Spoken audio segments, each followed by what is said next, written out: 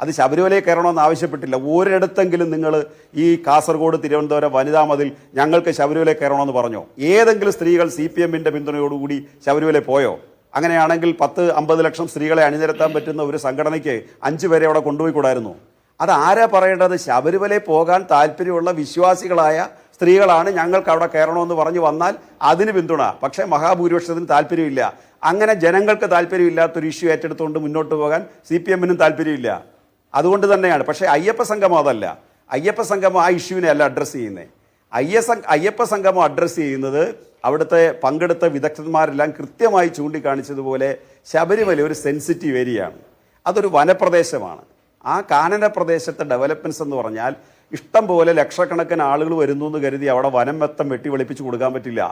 അതുപോലെ അവിടെ പോയി ക്യാമ്പ് ചെയ്യാൻ പറ്റില്ല. കൃത്യമായി ജനങ്ങൾ പോയി, ആ ഭക്തർ പോയി ആരാധന നടത്തുക, തിരിച്ചു വരിക.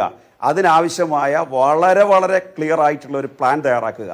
അന്തർദേശീയ തലത്തിലെ വിദഗ്ധർ, ദേശീയ തലത്തിലെ വിദഗ്ധർ, IT വിദഗ്ധർ, എഞ്ചിനീയേഴ്സ്, ടെക്നോക്രാറ്റുകൾ, അതുപോലെ അയ്യപ്പ വിശ്വാസികളായി പതിറ്റാണ്ടുകളായി വന്നു പോകുന്നവർ, അവർക്കെല്ലാം അവിടെ അഭിപ്രായം പറയാൻ കാണും. അങ്ങനെയുള്ള ഒരു ചെറിയ ബോഡിയാണ് അവിടെ വിളിച്ചു കൂട്ടിയത്.